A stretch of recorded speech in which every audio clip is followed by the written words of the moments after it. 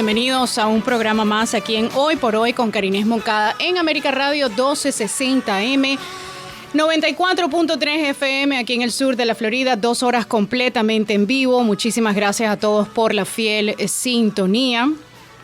Hoy es nuestro programa número 205 aquí en América Radio. Hoy es 24 de octubre y faltan 12 días para las elecciones. El día más importante, ya estamos llegando, como dice la canción de Final Countdown. Ya estamos a las puertas de un día histórico para nuestra nación, donde, como siempre les digo, o América va a ser historia o nosotros somos historia como nación. Gracias a todos por sintonizarnos, gracias por ese lugar tan importante de sintonía que tenemos aquí en América Radio. Y hoy, pues les tengo una mega sorpresa, ya ustedes lo saben porque si han estado en sintonía, pues ya saben qué es lo que viene a continuación. Y como siempre, invitándolos a que sigan nuestras redes sociales en América Radio Miami, en Instagram, también en Facebook y por supuesto América TV, nuestro canal de televisión. Recuerden que allí estoy con ustedes todas las tardes a partir de las 4 de la tarde. Y bueno, primero dándoles la bienvenida y dándole la bienvenida a mi invitado de lujo, un programazo. En nuestro estudio se viste, ¿no?, de gala para recibir a un reconocidísimo politólogo, escritor y conferencista que comparte nuestros ideales y comparte los valores de este programa, así que sé que lo van a disfrutar muchísimo y a quien da gusto escucharle opinar y reflexionar sobre lo que está sucediendo en este mundo tan cambiante y mucho más en estos momentos tan delicados, tan significativos e importantes. Es un gran honor para mí tener la oportunidad de nuevo de conversar hoy con Agustín Laje. ¿Cómo estás? Bienvenido, Agustín. Hola, Karines, ¿cómo estás? Bueno, gracias por la invitación, muy amable. Comienzo con el cafecito. Tenía que tomar un poquito de cafecito. ¿Cómo está esta gira? Cuéntame. Bien, bueno, son giras que toman todo el día. Uno empieza bien temprano. No. Salís de un canal, te metes en otro, vas a una radio, pasas a un periódico, vas saltando de medio en medio de comunicación para llevar un mensaje y después el día suele coronarse con una conferencia. Así que la realidad es que uno empieza bien temprano, termina bien tarde, se duerme poco, a veces ni siquiera, digamos, hay mucho espacio para la comida o se come a destiempo, pero está bien, es lo que tengo que hacer y estamos acostumbrados a eso. Y yo vengo de Colombia en este momento, estuve en Cali, en Bogotá, y vengo antes de Colombia de España, así que cruzando también el océano. Y bueno, me queda todavía algunos días en Miami, después toca Texas, Dallas, estaré dando una conferencia en Dallas y después regreso a España por unos días y después sigo con la gira. El día de las elecciones vas a estar fuera de acá. Voy a estar en España el día de las elecciones con un problema que es el horario. Hay varias horas más en España, creo que son como 7 horas más que acá. Y voy a estar prendido a las noticias. Ese día yo no voy a dormir. Yo ya lo tengo asumido. No. Ese día se pasa de largo. Nadie va a dormir. Amigos oyentes, si ustedes no lo han escuchado, dudo que no lo hayan escuchado, pero no podemos asumir, Agustín, que todo el mundo sabe lo que es el globalismo, que todo el mundo sabe lo que es la Agenda 2030. Hace unos días me pareció, apenas escuché el oyente, pensé en ti y dije, qué bueno que viene Agustín, porque la persona estaba como que en un desconocimiento de quién era George Soros. Okay. Y tú y yo venimos hablando de George Soros desde hace muchísimos años. Entonces, programas como este me parecen muy importantes, sobre todo cuando las personas están tomando, yo creo que es la decisión más importante en sus vidas, es hacia el rumbo donde va esta nación, para hablar precisamente sobre este tema que muchos lo ven como quizás complicado, como que no tiene nada que ver con ellos, la gente está preocupada por su economía, por la seguridad de esta nación. Pero el globalismo, que es precisamente el título de tu nuevo bebé, Globalismo, Ingeniería Social y Control Total en el siglo XXI, es una obra publicada por Harper Enfoque, ya ha generado un intenso debate debido a su contundente crítica a las formas de gobernanza global que amenazan la soberanía de las naciones y la libertad de los pueblos. Y quiero que esta hora sea una hora de despertar, de aquellas personas que todavía quizás dicen, bueno, no, eso no tiene nada que ver conmigo. ¿Por qué es importante conocer del globalismo? Es importante conocer del globalismo porque todavía está en estado embrionario, lo cual significa que todavía podemos detenerlo. Yo escribí este libro sabiendo de que el término resulta quizás desconocido para la mayoría de la gente. La mayoría de la gente piensa que hay un error en el título y que en realidad yo quiero hablar de la globalización. En realidad son dos cosas muy distintas. La globalización es un concepto económico, es un concepto que ya tiene sus buenas décadas encima. Desde la década de 1980 se está hablando de globalización para referirse a la aceleración de la interconexión comercial del mundo, es decir, la idea de que todos los países empiezan a conformar entre ellos un mercado global, era lo que significaba la palabra globalización. Pero acá no estamos hablando de economía, estamos hablando de política, estamos hablando de la manera en que se gobierna a los hombres. Globalismo es un concepto político que refiere a una situación que es la actual, en la que empezamos a ver cómo organizaciones supraestatales, supranacionales, van amasando cada vez más poder y van reclamando ser las tomadoras de decisiones en una serie de ámbitos muy significativos de nuestra vida. Déjame ponerte un ejemplo. Por favor. Hace poquitos años llegó un virus al mundo. Esa era mi pregunta. ¿El globalismo se destapó con la pandemia o eso ya venía caminando desde hace tiempo? Eso venía caminando, es un proceso, digamos, muy profundo.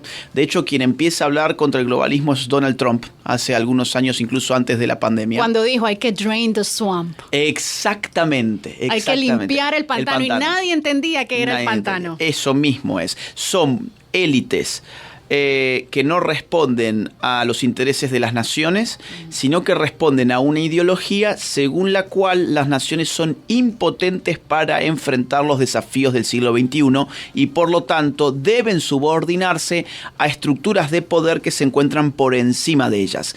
La pandemia es un ejemplo que me parece significativo porque la gente puede pensar, esto no tiene nada que ver con mi vida, pero ¿cómo que no va a tener nada que ver con tu vida si te encerraron, te coartaron la libertad, te destruyeron tu negocio, destruyeron tu familia, destruyeron la psicología de millones de seres humanos? ¿Por qué la pandemia? Bueno, porque cuando uno se pregunta quién decidió en la pandemia, quién fue el soberano en la pandemia, uno recuerda la definición de un gran jurista alemán llamado Carl Schmitt sobre la soberanía. Soberanía es soberano, dice Carl Schmitt, es quien decide en estado de excepción. La pandemia fue una excepción. ¿Y quién decidió? ¿Los ministerios de salud decidieron? En realidad los ministerios de salud de la mayoría de las naciones estaban esperando instrucciones de la OMS. Siguieron directrices de algo llamado OMS. ¿Qué es la OMS? La Organización Mundial de la Salud, que es un órgano especializado de las Naciones Unidas. Cuando uno hace lupa dentro de la OMS y ve cómo se financia, por ejemplo, la OMS, dirigida además por un criminal, por Tedros, un verdadero criminal, un comunista criminal, va a ver que trató de meternos intentó en medio de estas elecciones intentar de nuevo lo que trataron con la pandemia y no le funcionó. Sí, y cuando uno hace lupa en la OMS va a ver que la mayor cantidad de dinero, por ejemplo, no viene ni siquiera de un estado, viene de un señor llamado Bill Gates, que tiene negocios con vacunas, que tiene negocios en farmacéuticas, que desde hace tiempo vienen reclamando que en asuntos de salud el poder se debe concentrar en instituciones internacionales. Ahí ya tenemos un nombre para empezar. Vos recién mencionabas a Soros, agrego uno más, Bill Gates. El señor Bill Gates, yo he contabilizado en sus bases de datos de su fundación 599 donaciones multimillonarias a la OMS. Hago un paréntesis ahí, no quiero interrumpirte, pero acabo de colocar en mis redes sociales un video de Robert F. Kennedy que está denunciando que Bill Gates ha hecho una donación de $50 millones a Kamala Harris cuando él siempre se ha tildado de ser un bipartidista, que él no hace donaciones. Y él dice, ¿por qué está donando a Kamala Harris? Porque no quiere ser enjuiciado, porque no quiere ser enjuiciado si gana Donald Trump. Y eso lo dejó ahí. Fíjate la cantidad de gente que hoy está iniciando juicios por el tema de las vacunas experimentales. Porque eran experimentos, fuimos ratas de laboratorio de los globalistas que nos aseguraban que esas vacunas... Y quien llegara a dudar de la vacuna... A ver, esto que estamos hablando acá Es bien polémico. No, y aquí lo puedes hablar. Todo el mundo sabe que yo soy pura sangre, como dicen por ahí. Yo soy pura sangre. Yo soy una de las que junto con un doctor que es amigo de la familia hicimos y le hicieron una guerra a él en los medios de comunicación, en Telemundo, en Univisión, en todos los medios latinos, pues, acá en el sur de la Florida, y hoy en día piden que por favor que venga porque ya las informaciones están allí. Fueron ratones de laboratorio y desafortunadamente mucha gente está pagando el precio, Agustín. Mirá, yo tengo un familiar muy próximo que apenas de 25 años que le salió un soplo en el corazón después de haberse vacunado con Moderna, por ejemplo. Yo tengo y casos así hay en todos lados. Hay listas, digo, todas las familias hoy en día reconocen en general a alguien al que la vacuna le ha afectado muchísimo su vida. Le ha dañado la vida. Y esto, cuando lo decíamos hace apenas 2 años, nos enfrentamos incluso a que nos pongan presos en muchos lugares. Nos tildaban de... Nos amenazaron. Éramos negacionistas, sabiendo que negacionismo es una palabra vinculada con los reivindicadores del nacionalsocialismo. Conspiranoides. Conspiranoicos, exactamente. Fíjate que, por ejemplo, por hablar de esta situación de la OMS, Bill Gates, los globalistas, ¿qué te dice la prensa hegemónica? Te dice, sos un teórico de la conspiración, o sos un conspiranoico. En realidad, la conspiranoia existe y tiene que ver con la idea de que estamos sacando a la luz algo que está oculto. Sería yo un conspiranoico si yo viniera a decirte algo como lo siguiente.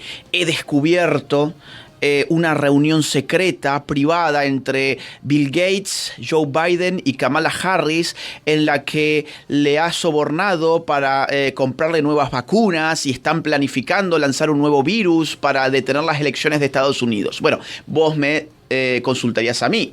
¿Y de dónde sacaste esa información? No, es que es una información secreta. Eso sería conspiranoia pura. ¿Por qué? Porque yo estoy jugando a que conozco una información secreta y oculta. Exacto. No, todo lo que yo te estoy diciendo acá y lo que vos estás diciendo acá es información pública y oficial. Cuando yo digo, ¿quién maneja la OMS? La maneja Bill Gates, ha donado 599 veces sumas multimillonarias, es porque esas sumas multimillonarias y esas donaciones están registradas en sus bases de datos de su fundación. Cuando hablamos de que la OMS tuvo un poder excepcional durante la pandemia, no es un secreto para nadie que todos los ministerios de salud, o prácticamente todos, estaban esperando las directrices de esa gente. Entonces el globalismo no es una teoría de la conspiración. El globalismo existe, tiene instituciones, tiene figuras, tiene financistas, tiene cada vez más poder, pero todavía está en estado embrionario. Y las elecciones en Estados Unidos están jugando el crecimiento de ese embrión o su aborto. Seguimos esta interesante conversación con Agustín Laje. Él es un reconocido politólogo, escritor, conferencista argentino. Lo invito a que lo sigan en sus redes sociales, Agustín Laje, con J. Para los que ya están pendientes sobre la información, el evento que tiene Agustín es esta noche. Es esta noche a las 7 p.m. 7 p.m. Las puertas abren a las 6:30 de la tarde. Y la dirección 6280 del West y la 21 Court es en la ciudad de Hialeah, pero tienen que encontrar la entrada por Eventbrite, ¿verdad? También hay un número que le voy a dar durante la entrevista, 786-510-1225. Eventbrite busca el evento. Me imagino Agustín Laje, globalismo, y ahí van a encontrar toda la información, no se lo pueden perder. Ya desde esta mañana me estaban llamando a mí personas, mi esposa me tiene loca, por favor, dame la información de... Caramba, síganlo. Pero igual yo pasé como a 5 personas la información de esta noche. Agustín, no, es que eres quien no te ha escuchado está dormido, definitivamente. Cuando a mí me dicen, Agustín, sí, Agustín Laje, ok, sí, tienen que estar despiertos. Hay gente que no le gusta que la despierten, ¿eh? Y es que es más cómodo. Dormir es hermoso, es placentero, no te enterás de lo que pasa, si tenías hambre ya no lo tenés, si tenías ganas de ir al baño ya no lo tenés. Es decir, dormir es lindo, el problema es que no se puede vivir la vida durmiendo. Hablando de dormido, yo creo que ha ocurrido un gran despertar con esta candidatura de Donald Trump, y creo que la misma izquierda ha logrado que la gente despierte. Todos los ataques a Donald Trump, procesos legales, enjuiciamientos, acusaciones, en corte durante toda una campaña, intentos de asesinato, 3 intentos de asesinato. Eso le ha despertado a la gente a decir, ven acá, ¿por qué atacan a este hombre tanto? Un hombre que pudiera estar disfrutando sus millones en los campos de golf con sus nietecitos y todo esto. Y este hombre se ha convertido en una amenaza para todos los que están dentro de este pantano, Agustín. ¿Cómo ves tú si Kamala Harris llega a la Casa Blanca, qué ves tú, qué visualizas tú para esta nación? Varias cosas. Kamala Harris es la candidata que se encuentra más a la izquierda en toda la historia del Partido Demócrata.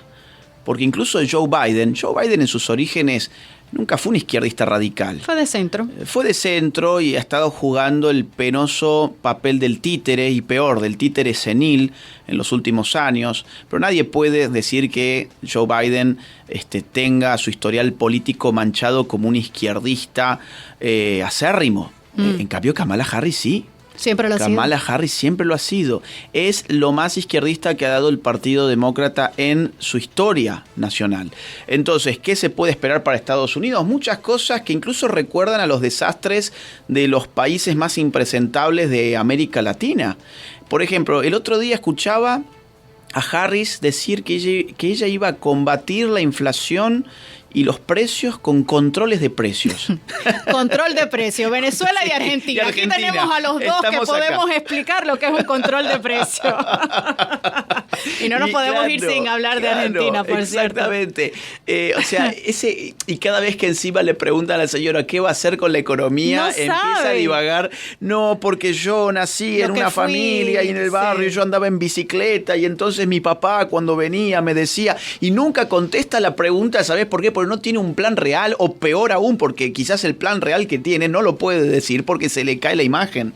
Entonces, ¿qué está pasando ahora? La gente ya no está comiendo tanto cuento como antes y el Partido Demócrata se encuentra en una situación bien incómoda, que es que los viejos trucos, a mi juicio, le sirven cada vez menos. Por ejemplo, decían antes que Donald Trump era el candidato de los multimillonarios que no querían pagar impuestos. Ahora es tan simple como ir a ver cuántos millonarios donan en cada campaña y ver cuánto dinero maneja cada campaña. La campaña de Harris es la campaña más cara de la historia de los Estados Unidos. La cantidad de dinero de globalistas, vos recién mencionaste a Bill Gates. Yo puedo mencionar ahora, por ejemplo, a George Soros. Soros está financiando con muchísimo dinero la campaña de Harris. Entonces, la candidata de los multimillonarios en realidad se llama Kamala Harris y el Partido Demócrata es el partido de los multimillonarios. Además, el Partido Demócrata es el partido del Deep State, del Estado profundo, del pantano que vos mencionabas también recién parafraseando a Trump. ¿Por qué? Porque ya saben los burócratas del Estado profundo que si llega Trump, muchos de ellos van a tener que hacer las maletas e irse a su casa. Muchos de ellos incluso van a terminar presos. Van a ir presos por todo lo que han hecho en los últimos años. Entonces, todo el aparato, FBI, todo ese tipo de organismos estatales tienen gente que está muy preocupada con lo que está sucediendo. Y por otro lado, la idea de que Donald Trump va a poner en riesgo la democracia y que y más aún, ahora están tratando de decir que Donald Trump es Hitler. Ahora están diciendo que a ver, Donald Trump ya recibió 3 intentos de atentados contra su vida. Si quien realmente está poniendo en peligro la democracia es el Partido Demócrata, que ha generado la imagen de un candidato, el principal candidato de su oposición, como si fuese un dictador, cuando no es así. El sujeto estuvo 4 años, entregó el poder y ahora está volviendo a competir. Todo el cuento de lo del 6 de enero, vamos. Eso no es un intento de golpe de Estado. A ver, nosotros tenemos un historial en América Latina de golpes de Estado que fueron apoyados por Estados Unidos. Bien, sabemos lo que es un golpe de Estado. Un golpe de Estado no es un idiota que está vestido con cuernitos en la cabeza y que los propios policías le abren la puerta del Capitolio. Gracias. Eso no es un intento de golpe de Estado. En un intento de golpe de Estado muere mucha gente. Y la gente está armada. Y la gente va violentamente a tomar el poder. Y el líder dice, vayan y tomen el poder. Y el líder dice, vayan, tomen el poder y tomen además las armas. Pero por favor, ¿cómo la gente se pudo creer semejante cuento? Porque los medios liberales liberales globalistas editan partes donde Donald Trump dijo, vayan pacíficamente, vayan y ejerzan su derecho a manifestarse. Eso no significa ir a atacar, entrar, hacer un golpe de Estado, pero mágicamente ese video desapareció de los medios liberales. Increíble, y más aún, quien está poniendo en riesgo la democracia con la inmigración ilegal es el Partido Demócrata.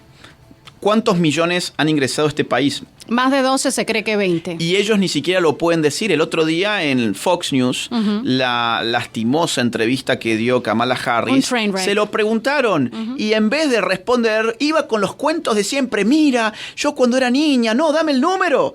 ¿Cuánta gente entró ilegalmente a este país? No lo podía responder y quería hacer el subtípico truco que es desviar la atención. ¿Por qué esto es un riesgo para la democracia? No solo porque es un riesgo para la economía, para la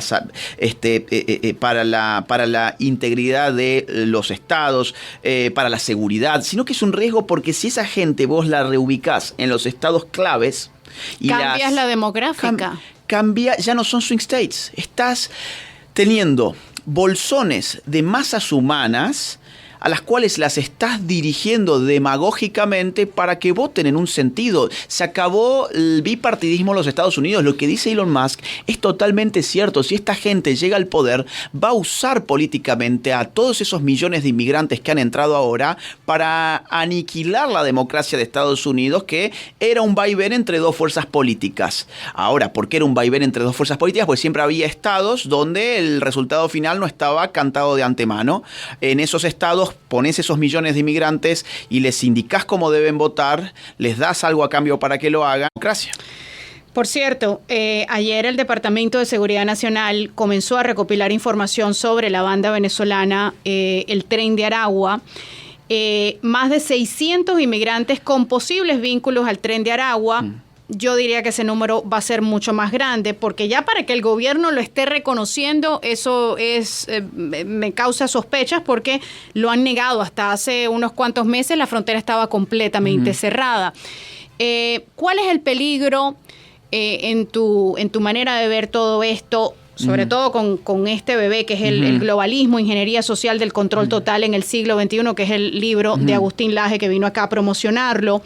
El peligro de esta entrada ilegal, descontrolada, donde hay terroristas, donde hay delincuentes, donde hay violadores, tal y como lo decía Donald Trump hace muchos años atrás, y que decían es un racista, es un misógeno, todo esto.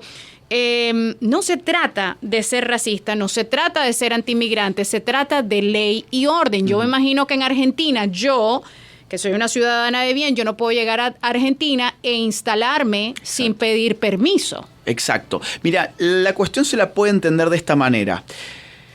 El globalismo, decíamos, es la transferencia de soberanía de una nación hacia organismos supranacionales.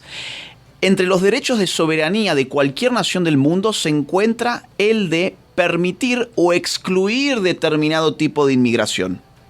Ninguna nación del mundo, ninguna de ellas, abre sus fronteras de manera indiscriminada para que entre cualquier persona. Díganme ustedes, ¿por qué entonces cuando viajan a cualquier país del mundo tienen que ir con un documento, pasar por un oficial de migraciones que ingresa en un sistema, su nombre, su apellido, le toma una fotografía, sus huellas dactilares y recién le da ingreso o no al país? Esto es un derecho soberano de la nación. ¿Cómo quebrás a una nación? La quebrás socavando el sistema de ingresos y salidas de personas que no pertenecen a esa nación.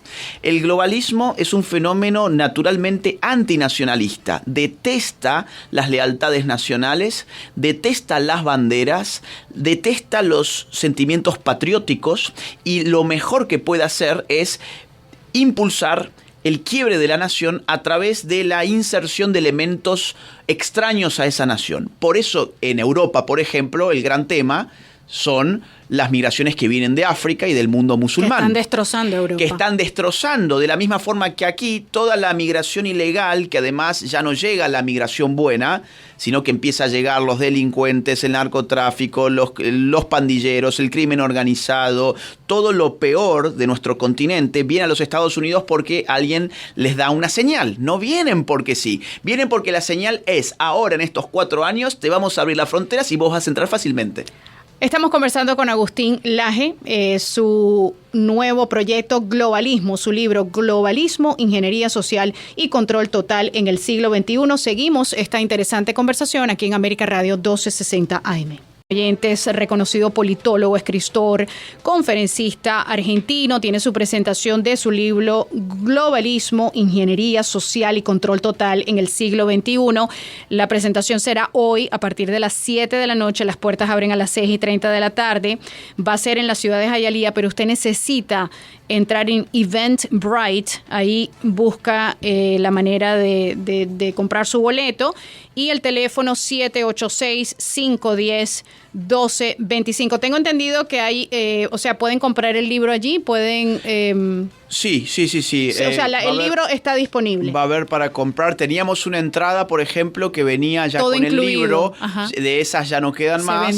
Se vendió todo. Entonces, si hay alguien que quiere venir esta noche, no se duerman porque probablemente queden pocas entradas. Ya hay una serie de entradas que están agotadas, que son las que venían con el libro. Sí, pero también seguramente tendremos algunos libros a la venta. Perfecto, me encanta. Y bueno, de todas maneras lo tienes eso se consigue online. Muy fácil. Eso está en Amazon. Ya están en Amazon. Sí, claro. Okay. Además de los otros libros que los hemos promocionado a través de los años acá y que siempre se los comento a mi audiencia.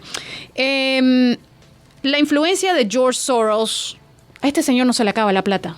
O sea, ¿cuál es la necesidad de George Soros, Agustín?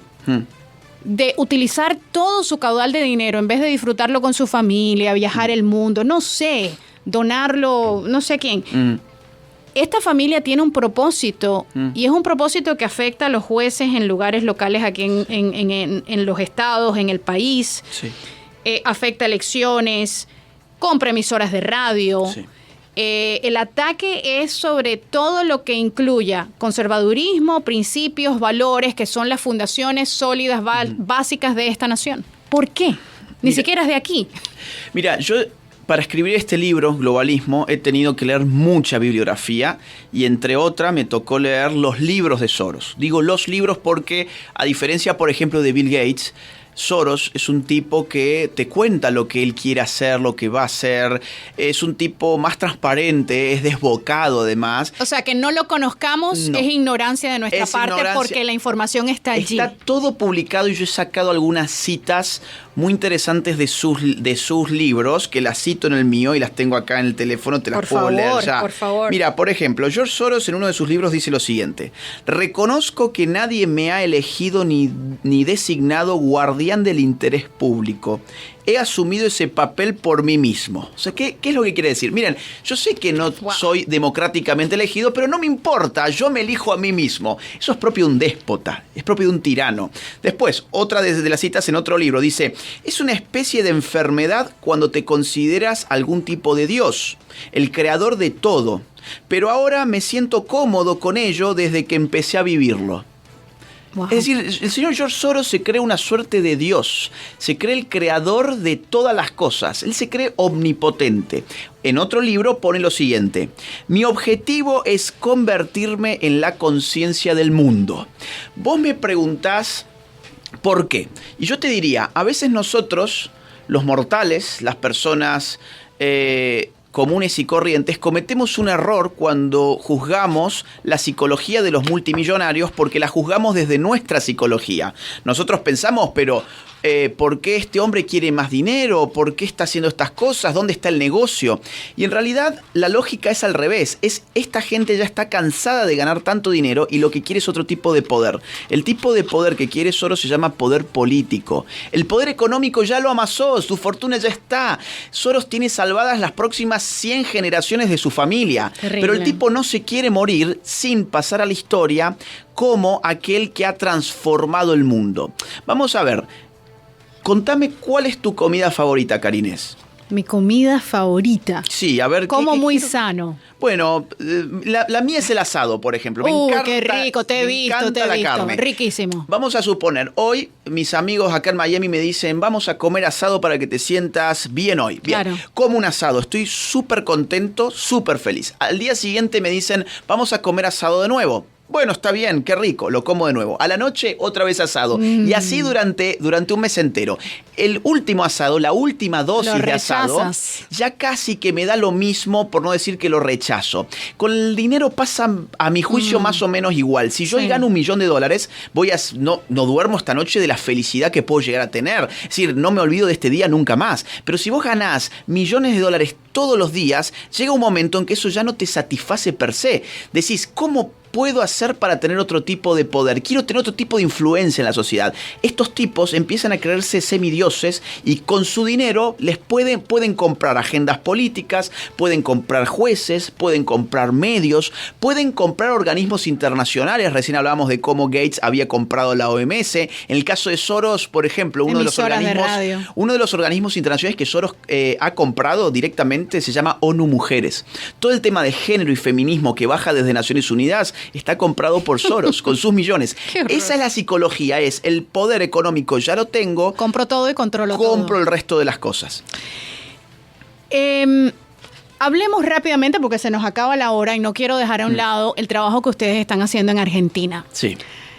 El señor Javier Milei encontró a Argentina vuelto ñicos, con una inflación sin precedentes. Y hoy en día Argentina está mejor. La gente está preparada para los procesos fuertes. Yo creo que Macri no fue exitoso en eso porque no le dejó saber al pueblo, necesito hacer estos cambios para poder llegar y cruzar ese puente hacia la luz. Javier Milei lo ha hecho rápido, se ha rodeado de los mejores, siendo él con el conocimiento que tiene en materia de economía. Y Argentina hoy en día está viendo la luz al final del túnel. Pero eso es un trabajo que toma tiempo y toma sacrificio. Sin lugar a dudas, el gran problema de Macri no solamente fue que era un tibio, sino que además se rodeó de globalistas y de intervencionistas, de socialistas. Me gustan los tibios. No, y claro, como era tibio tenía alguna gente buena y tenía muchos malos ahí adentro. Ahí está el problema. Exactamente. En cambio, Javier Milei ha tenido el norte muy claro desde siempre y ha implementado sus ideas políticas ahora en el Estado. Vamos a ver, para que la gente se ubique. Javier Milei asume el 10 de diciembre del año 2023. La primera semana de diciembre, la inflación viajaba al 1% diario. Si vos anualizás eso, te da 3.600% anual, hiperinflación. La segunda semana de diciembre, sin que haya asumido él todavía el poder, la misma inflación corría al doble, al 7.000 y pico %. La inflación de solo ese mes, el mes de diciembre, cuando él asume el 10 de diciembre, estaba en 25,5% mensual. Vos imaginate que, por ejemplo, en Europa lloraron la inflación de un 6-7% anual durante la pandemia. Imagínate 25,5% por mes. Hoy la inflación mensual está en 3,5%. O sea, perforó la inflación en muy pocos meses. Solo lleva 10 meses Milei en el poder. Es histórico. Por otro lado, por ejemplo, el riesgo país estaba por arriba del 3.000%. Eso tiene un impacto negativo en la economía brutal. Éramos de los países con más alto riesgo país en el mundo. Hoy está un poquitito por encima del 1.000. O sea, de los 3.000 puntos a 1.000 puntos en solo 10 meses. Otro ejemplo, la relación del peso argentino con el dólar. Hoy el dólar cuesta más barato de lo que costaba cuando Javier Milei asumió. O sea, la moneda argentina se fortaleció. Cuando la izquierda que decía, este es un vendepatria, este nos va a vender al imperialismo yanqui. Bueno, hoy la moneda argentina vale más que cuando él asumió. Ejemplos de seguridad. Bueno, en el caso de seguridad, por ejemplo, en los últimos años, Rosario, que es una ciudad muy importante de Argentina, se había convertido en el epicentro del narco. Estaba tomada por narcotraficantes. Hoy han sido neutralizados los narcos en esa ciudad y se ha hecho un trabajo brutal en todas las áreas que vos puedas mirar. Qué bueno. Permíteme hacer una pausa, ya esta es nuestra última pausa y regresamos con el problema que yo tengo con mi amigo Agustín Lajes, que siempre me quedo con cosas por conversar, porque se conversa tan sabroso con este increíble. Él es uno de estos nuevos pensadores de Latinoamérica que tienen sentido común. Y yo te agradezco todo el trabajo que tú estás haciendo. Yo sé que tú haces tus giras, tienes tus libros, tienes tu canal de YouTube, pero tú le has abierto los ojos a tanta gente cuando muchos de nosotros aquí hablábamos y nos sentíamos, estamos solos en este planeta, y tú les has abierto los ojos, sobre todo a la juventud, que me parece que es súper importante porque yo creo que el globalismo, George Soros, todos estos males que tenemos alrededor, han logrado su cometido de adoctrinar. Sí, lo han logrado. Y yo creo profundamente, y uno de tus capítulos que me lo voy a disfrutar muchísimo, que es el capítulo 7, La Hora de los Patriotas. Yo recuerdo cuando yo salí en estado, tuve a mi hija, ya tiene 4 años, la gente me decía, ¿tú estás segura que tú quieres traer al mundo a un niño en estos tiempos? Y yo dije, absolutamente sí. Y me imagino que tú en algún momento también crearás familia. Así será. Y va a estar en la responsabilidad de nosotros crear una generación no solamente fuerte de mente, fuerte de carácter, fuerte de corazón, y que la familia sea una escuela de la resistencia, que seamos esos patriotas que logren despertar a los demás y que logren salvar a las naciones. Mi hija es una profunda amante a los 4 años de esta nación y entiende la importancia de querer a esta nación. En efecto, el último capítulo del libro se llama La Hora de los Patriotas, y es que este libro yo lo escribí porque me he dado cuenta que siempre estamos llegando tarde a los temas, siempre estamos reaccionando tarde. Estamos reaccionando y no estamos anticipándonos, no estamos previniendo. Entonces, el globalismo todavía puede ser que está en estado embrionario. Se trata de abortar el globalismo antes de que sea parido. ¿Por qué tú dices que está en proceso todavía? Porque todavía... Yo lo veo aquí, yo lo veo en el día a día, en la propaganda, en los colores, en las banderitas, en las escuelas. Pero todavía podés votar a alguien como Donald Trump. Todavía podés encontrar espacios de soberanía. Todavía podés decirle no a la Agenda 2030 como hizo Javier Milei en Argentina. Es decir, cuando el globalismo se consolide ya no va a haber alternativa porque se va a haber concentrado tanto el poder en instituciones como la ONU, como el Foro Económico Mundial, como el mundillo de las ONGs, como la OEA, por ejemplo, y sus comisiones de los derechos humanos y ese tipo de farsas, que ya no vas a tener ninguna alternativa. O sea, la hora de actuar es esta, la hora de los patriotas es esta. ¿Y qué se puede hacer? Bueno, en ese último capítulo yo abordo 3 asuntos. Por un lado, la familia, volver a hacer de la familia una escuela política. Si los padres de familia no educan políticamente a sus hijos, le van a educar políticamente en las escuelas maestros adoctrinadores que responden a las agendas políticas de turno y les van a adoctrinar políticamente en los medios de comunicación del sistema. Segundo punto, las iglesias. Esto que se llama globalismo es un ataque contra la fe, es un ataque contra la civilización judeo-cristiana. Si el judeo-cristianismo y sus iglesias no despiertan, después no tienen derecho a quejarse de que les pasaron por encima. Si siguen encerradas solamente mirándose el ombligo adentro del templo y no se dan cuenta que allá afuera hay una guerra cultural y política, entonces están condenadas a desaparecer. Y el tercer asunto bien importante para enfrentar al globalismo son los políticos patriotas. Está esta idea media tonta de no, todos los políticos son iguales, todos los políticos son malos, entonces yo no voy a votar. Al contrario, todavía hay resistencia, todavía hay políticos patriotas que están poniendo en jaque la agenda globalista y todavía podemos votarlos. Recién me preguntabas por Javier Milei. Mirá, Javier Milei hoy es una piedra gigante, un ladrillo en el zapato de los globalistas. Gracias a Dios. Ha ido a Naciones Unidas, ha enfrentado la Agenda 2030, ha rechazado la Agenda 2045, ha ido a enfrentar al Foro Económico Mundial, ha sacado las agendas de Soros de Argentina. ¿Qué significa esto? Cuando uno elige bien, los globalistas retroceden. Entonces, todavía se puede dar la lucha. Los globalistas no han ganado definitivamente esto. Si bien para personas despiertas, como es tu caso, entiendo que te des cuenta dónde están operando, pero todavía su sistema no está consolidado. Si no actuamos ahora, se va a consolidar. Ese es el punto y por eso escribí este libro. La religión y la política van de la mano. Y todo es político hoy en día. Hay gente que lo duda. ¿Qué le dirías a esas personas? Que el Estado laico es distinto del laicismo. El Estado laico es el reconocimiento de que en la sociedad hay una pluralidad de credos y que esos credos tienen libertad religiosa. El laicismo es la mentira de los políticos ateizantes que le dicen a la ciudadanía de que si vos tenés fe no podés opinar en el espacio público. Si vos tenés una fe determinada, vos tenés que hacer de cuenta como si no la tuvieras en el espacio público porque pones en riesgo el Estado laico. Eso es completamente falso. Las personas de fe están llamadas a hacer sal en el mundo, a hacer luz en el mundo y tienen que actuar. La política y la religión son inescindibles. Todo lo que ha pasado en realidad es una secularización que ha generado religiones políticas. El wokismo es una forma de religión política, por ejemplo.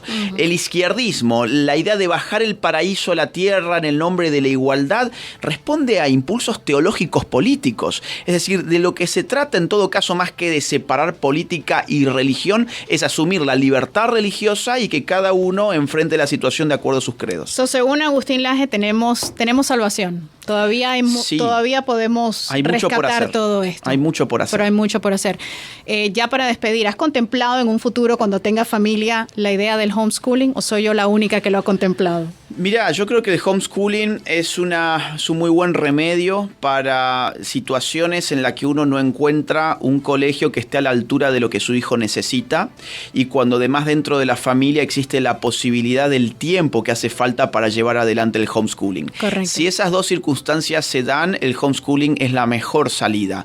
Antes que meter a tu hijo en una trituradora de cabezas, entonces lo mejor es que en su casa se lo eduque. Ahora, si uno encuentra un buen colegio, que todavía quedan algunos, y que además le es accesible, bueno, esa también es una opción legítima, evidentemente.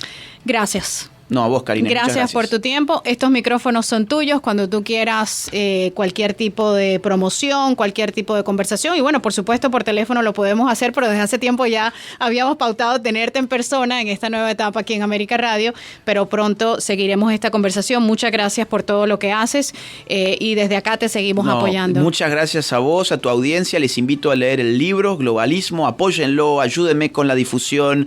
Los grandes, a ver, digamos así, a mí no me van a estar dando cámara ni en CNN ni en Univision, con lo cual yo te estoy muy agradecido por tu valentía y estoy agradecido también del público que se anima a difundir estas obras y están todos invitados además a la conferencia de esta noche donde voy a estar hablando sobre el contenido del libro y desarrollando algunas ideas. Aquí en este programa estamos comprometidos con la verdad a todo riesgo, siempre lo he dicho, y la verdad incomoda, pero la verdad despierta, y Agustín y yo estamos del lado correcto de la historia y no tenemos miedo de hablar y de decirlo. Ya lo saben, amigos oyentes, 786-510-1225, Eventbrite, el evento hoy a las 7 de la noche, no se lo pueden perder.